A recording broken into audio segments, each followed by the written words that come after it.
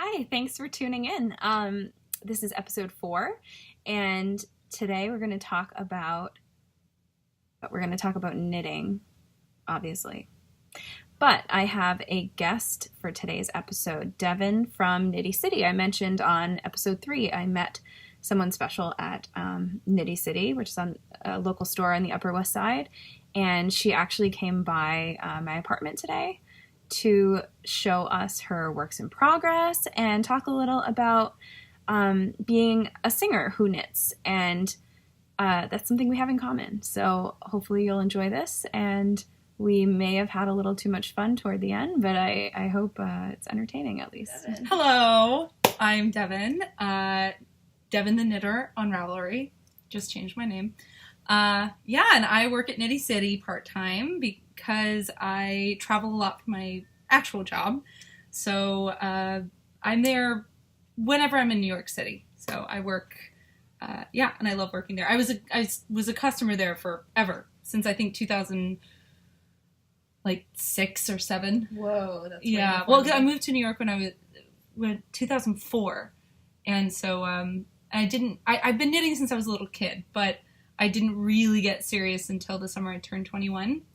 And so that was 2007. So I think that's when I started going there as my safe haven and the glorious, beautiful, bright, happy place that it is. And then I just started working there a couple years ago, just in between operas. I'm an opera singer. So, yeah.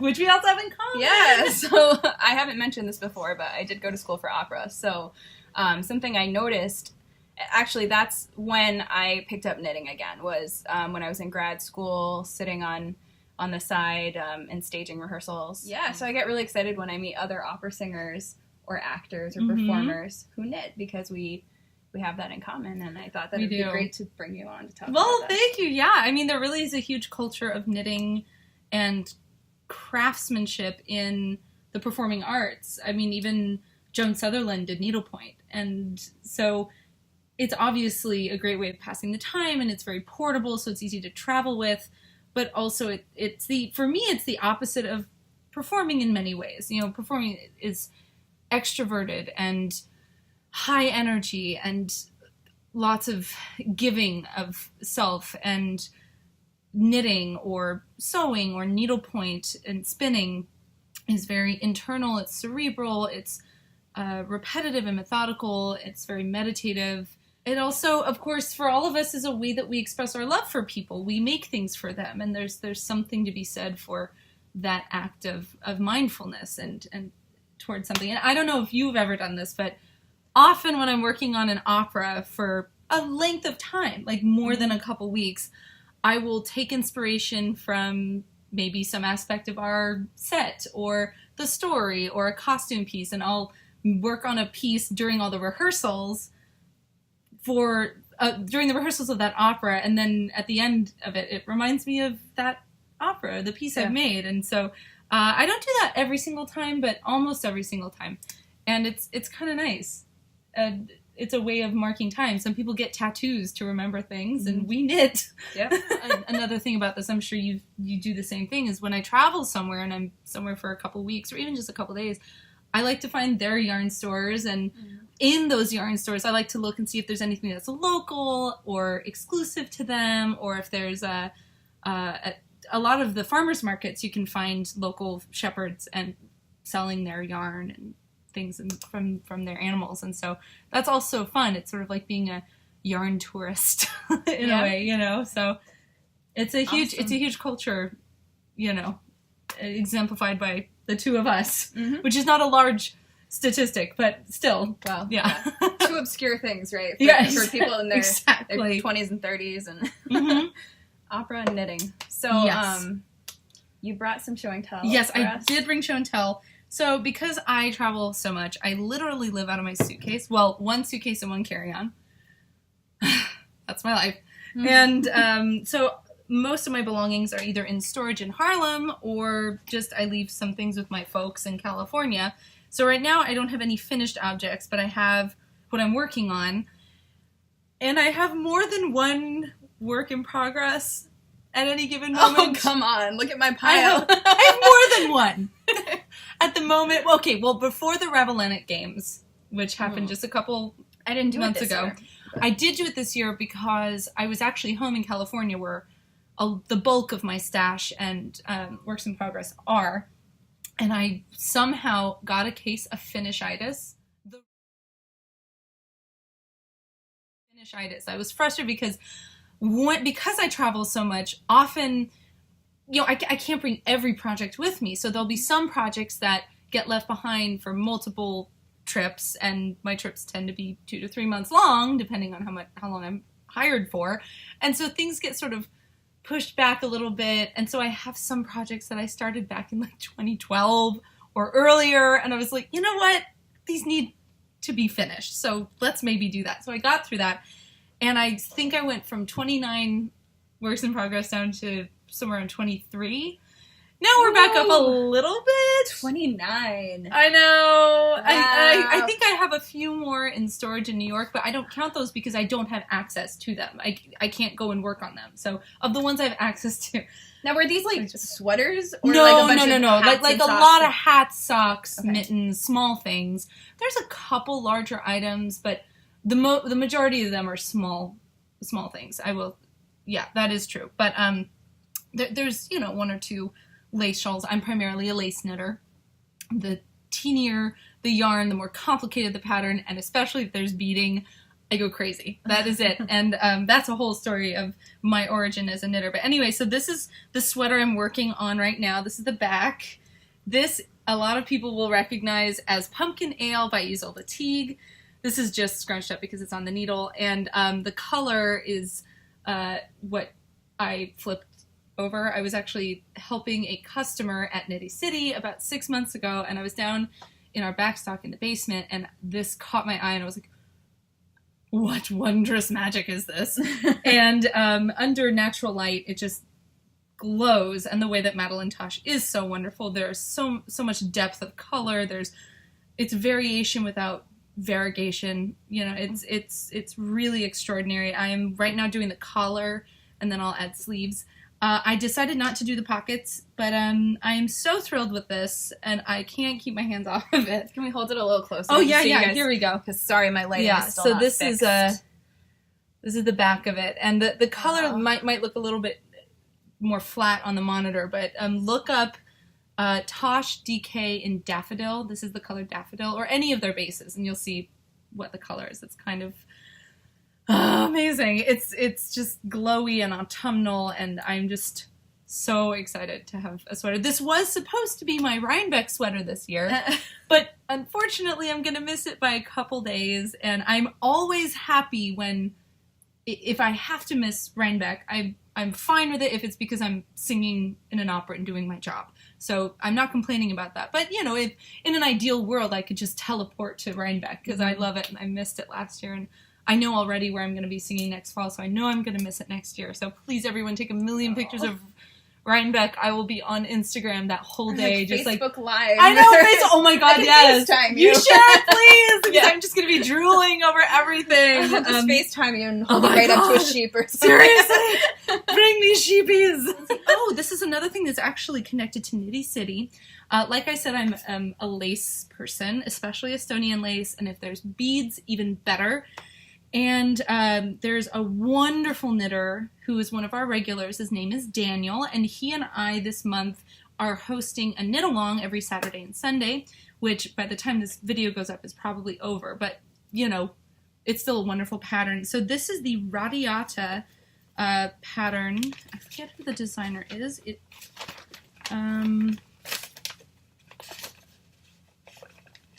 Nim Teasdale. So there you go, and this is the design. It's this gorgeous, lacy experience right here. Wow. Yeah. And it calls for sock weight, but I'm doing it in lace weight. And I'm using one of the Freya Gradient. Love. Like, what? Can you handle this right now? This is So me. this is my spirit color. Oh my God, is it? Yes. Oh my God! Yeah. And it matches my lipstick today, which was unintentional, a happy serendipitous occurrence. So I'm starting with the bright colors, and I have chosen beads. I've chosen multiple shades so that the beads will match the yarn as it shifts color. And I am so thrilled with how this is going. I love it. It's amazing. Daniel is doing it in sock weight and black with iridescent clear beads, and someone else is doing it in pink, and another person's doing it in sort of like a pale aqua. It's just gorgeous and amazing. And so this is my progress so far with lace. It's always kind of awesome. It looks a lot more like a sort of sea creature until you block it. But yeah, so this is my knit along lace project. I really have a lot of stuff. In my Next Generation bag by Slip Stitch Studios. Hello, Southern California. I have some Icelandic color work mittens I just started. This is using the Lopi worsted weight. The pattern, and I'm going to line it with some alpaca. This is the pattern I'm doing with that. It's Northman mitts. They're really just gorgeous. It's sort of just basically a big show and tell. Yeah. That's what this is about. Hey, I want to mention to you, before I forget, Louisville, there's a yarn store there. Have you checked this out yet? No. As soon as I land, I'm going to be looking for all of the yarn stores. I'm sorry, this is rude. I'm going on my Instagram, but I just want to find the name of this store to make sure. I don't know if you'll have time. Oh, I'll be there for like a month, so. Okay. Well, I went there in June, and I feel like it's called something place. Oh, here it is. Oh, okay. A yarn crossing. Oh, look at how cute it is. It's like a little... I just want to I'll live put a there. picture up here for you guys so you're not left out.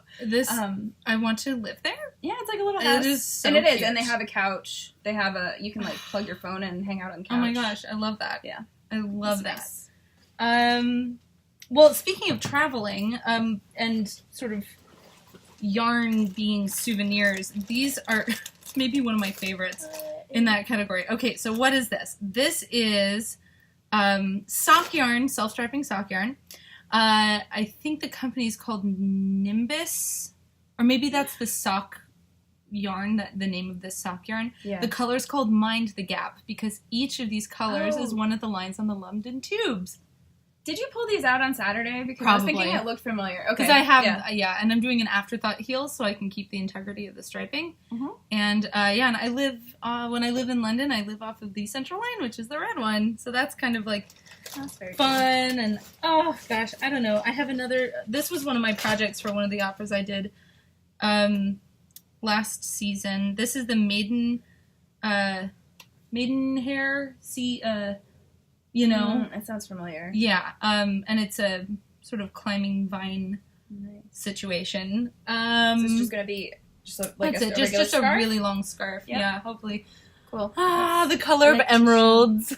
Nice. Yeah, I'm like loving that. And I just have another pair of socks because, of course, Socktober is upon us. Yep. Although this is a pair of socks I started many years ago and just got left home enough times, but I'm determined to finish it this trip. This is a heavily cabled pattern called Flannery, and I'm using the Regia sock. It's a really lovely cable here, and it reminds me of Cherubino. It just does. This shade of blue always reminds me of Cherubino from Nozze di Figaro. And then the last thing I have here, and of course I think I don't know where the pattern is. Everyone at Nitty City right now is making the Pincha shawl because one of our wonderful employees, Jenny, made it with this incredible yarn. And it's fabulous for variegated yarns. And I'm not normally a person who's drawn to variegated yarns. I love semi-solid yarns, but variegated, it looks beautiful as a skein, and then I don't know what to do with it when it knits up. And this pattern, I'd have to look it up to show you. It looks like feathers, and there's a big sample at Nitty City right now, and it's on our Instagram as well. And all of us basically are now making this. We're all obsessed, and it's a fabulous way of working with a single skein of variegated sock yarn that you don't know what to do with and you don't want to make socks with. And the best part is you just go until you run out of yarn. Yeah, that's it. Okay. Yeah, see what I mean? Yeah, I'll put a real picture up right here instead of showing my phone to the camera. But anyway, so that's basically what I have working on. not a small amount. But when I travel for many, many months. And then, of course, working at Nitty City, I'm constantly inspired by what the employees are making and what our customers are making. And then I see, I love that. Oh, maybe I could do that in this color. And it's just, that's the wonderful part of the intersection of all these communities coming together. And that's another great thing about the Yarn Crawl is we celebrate even more this community and the diversity of our knitting community. And it's awesome. So it's hard to stay monogamous to one project, except the sweater really is, I'm so anxious to finish it. So that's gonna, that's definitely has my undivided attention. This one, I've just learned so many wonderful techniques. It is just, it's such a good design. It's such a good design. I really love I definitely am going to be making more than one. It's just going to happen. I just have to. So yeah, I mean, go on Ravelry. There are hundreds of incarnations of this pattern to drool over. So, sorry, this is sort of my love song to Isolde T right now. And what do you usually hear from, like, your castmates and stuff when they see you knitting? Oh, like the common because, phrases? like, they don't ignore it. They always say something. Right. Well, eventually you kind of tend to build up a bit of a reputation, and if you see someone you haven't seen for a while, like, oh, you're still doing that yarn thing, I'll be like, yeah, and most people love it. They think it's great. I've never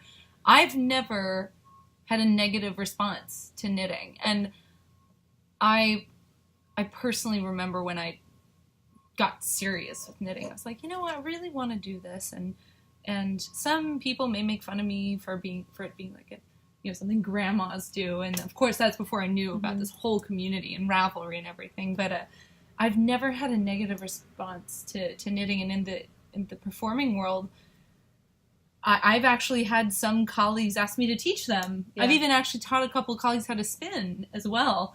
And because if you use a drop spindle, it's portable. I do have both my spinning wheels are travel wheels, but I just can't often justify bringing them with me especially if I'm only going for like a month. I can make do. So I've always had a good positive response from the community, and often there'll be a cast member who's having a baby or something, and we all grow so close during an opera. I'll end up knitting things for that. It's wonderful. It's a lot of fun. So when I was doing an opera in London a few years ago, and I was not the only member of my cast who knit. There were 3 of us, and it was during the London Olympics. And so we made a parody video of the Knitting Olympics, and another cast member made up commentary as if we were athletes and doing courtside interviews, and it was absolutely ridiculous and so much fun. Like to see that. I know. I'll have to see if it's still on YouTube. That was Oh, that was our cast of Figaro at ENO about 5 or 6 years ago. Yeah, that was a lot of fun. So I've never really had a bad experience with knitting in the opera community. What about like traveling? Do you have any problems with them taking your needles away? Mm-mm. I've never had a single problem with needles. I travel internationally. I've had all sorts of needles, metal, wood, interchangeables. I don't ever work with straight needles, though. So I can't speak to straight needles because I only work in circulars or DPNs if necessary. But I've never had a single problem, actually. And I'm not, my experience is not to be gospel, but I do have friends and colleagues who have had experiences where they've had to have their needles taken away. But I personally have never had that problem. And I've worked in Europe and Japan and a couple other places. So yeah, I've never had that problem. That's good. Several years ago, I was at a point in my life where I was relying too much on that for stress relief, and I wasn't balancing it out enough with things like exercise and other outlets for stress relief, and I gave myself tendinitis from too much repetitive motion from knitting. And so while I did physical therapy, I had to put down my needles for the better part of a year. Did you do something else? Yes. So first of all, I know, sorry, I just had a moment.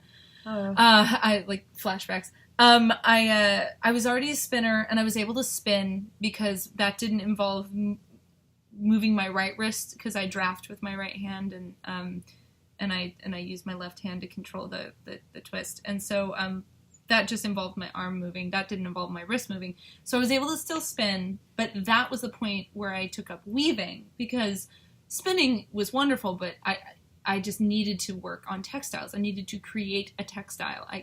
Making the yarn was not enough. I needed to make something with that yarn. And so I took up weaving, because weaving didn't use my wrist the same way. So, and I started dyeing a little bit, but I didn't really start dyeing until last spring. So I was able to console myself. But I remember I was in college, and it was very stressful, and that's the reason why I was so stressed, is because I was in college, and it was a wonderful experience, but it was stressful. And so I remember some nights just sitting on my bed with my knitting in my hand, just like feeling the needles. It's so pathetic. But were you crying while you did no, that? it was just like disappointment and frustration, like just wanting to knit, and just like seeing it there, but knowing that it'll be fine. And it was. I just need to be patient. And what was really funny is my doctor at the time was like, if you really want to prevent arthritis in your future, you should stop knitting. And I'm like, okay, yeah, but that's rich. That's great. But what about all the other things that it prevents, like dementia? I know, right? And coldness. Knitting prevents coldness. So so I was like, you know what, I'll pay for it maybe in the future, but I'm mindful now. I take breaks. I stretch. If I need to take a day off, I take a day off, although I try not to. So Devon just came up with the idea. We gotta rewatch these Stephen West videos. He has his alter ego, Stephen East, and like knitting humor. Hello, I'm Stephen East, Stephen East Knits, and this is my show. Welcome to the first episode. The crow just flew above my head, and I just got some inspiration for my next project. Deco mesh tubing. And it's real nice and see-through, so you know what you look like underneath at all times. I wore this the first time in Paris, and that's like a fashion city, because you gotta have your neon pop all the time. All the time. You need cast on twice your age, because you always gotta dress up in your favorite things. Amen. If you don't, then you don't look great. But if you're wearing your favorite things, whoa boy howdy. This is my favorite yarn. Whoa boy howdy. Right now. Oh my god, it's hedgehog fibers. Hedgehog. And it's made out of 100% hedgehog animals. Just kidding. That'd be not real nice to those hedgehogs. It's merino and nylon. And don't take these needles on a plane. Those are the size of broomsticks. Acceptance of the duality. Oh. And because you're using up your stash yarns, you're being a good knitter, so you deserve some more yarn. So I bought 6 balls of mohair boucle for the back. Anything that's open and has 2 holes, you gotta flip it. Also, my favorite thing this week is just the color Edison bulb, because it's my favorite color every week. And then knit yourself some fabric and put it on your body. And then boom, fashion. That is my favorite moment. Now, if you need any help justifying your yarn purchases, you just send me a holler, and I'll give you like 20 reasons, because I'm a yarn acquisition expert. It's my birthday every day. It is my favorite color. I don't have that color in that fiber. I want to grow as a person. I want to grow as a person, so I want it. I need it. I have to have it. I do not have a cat, but I am going on tour, which is related to a cat, because cats are always on the move. We look so awesome right now. Yeah. We're like knitting normal looking things while wearing neon I know. shawls. It's kind of funny. What's life without whimsy? So, the first way to wear your shawl is to put it on. Hilarious. You scrunch, scrunch, scrunch to the neck. Toss, toss. Don't choke yourself. And shift. The shift is important for asymmetry and just excess. Molly Girl, Rockstar Rockstar DK. Dance Rascal Dance. Yeah, boom. It Well, reacts to black light. Yeah. But it's sort of like a creamy white base with a bunch of speckles and things like that. But the yellow and I think the pink. And the yellow is Edison bulb colored too. Right. Yeah. Okay. Or luminescent. highlighter. I'm gonna turn off this light, and then we're gonna see if we can. Oh, look! This color goes too under the black light. And what is that? That looks like Edison bulb. Oh, it's actually. Well, hedgehog, like maybe it's envy. I don't know if there's a lot of knitwear at raves, but Banana legs is doing it too. This is banana legs, a little bit. Okay, so let's see. This is really. Look at my teeth. You can kind of see here. Yeah. Like the rest of everything. Look is at your dark. pink. Oh my gosh! Yeah, everything is like. Wait. This is so cool. What's happening here? Oh, the yellow. The bits of yellow. This it's is totally glowing. Cosmic Wonder Dust. Hello, Cosmic I look like Wonder I have, like, Dust. fireflies on me. That's what it is. Oh my god, I love it. I'm Can so you see excited. us from space? You guys. Ah! Okay. Now we're ready to finish the music video. Oh my god. Squishy, oh such love, irresistible and it's oh so soft, like a hedgehog. This is amazing. Oh, so cool. Okay, It's trippy. thanks for coming over, Devon. Oh, my pleasure. This is so much fun. You know? Good times. Yeah, good times with unexpectedly glowy knitting. Love it. Okay. Peace out, guys. Bye.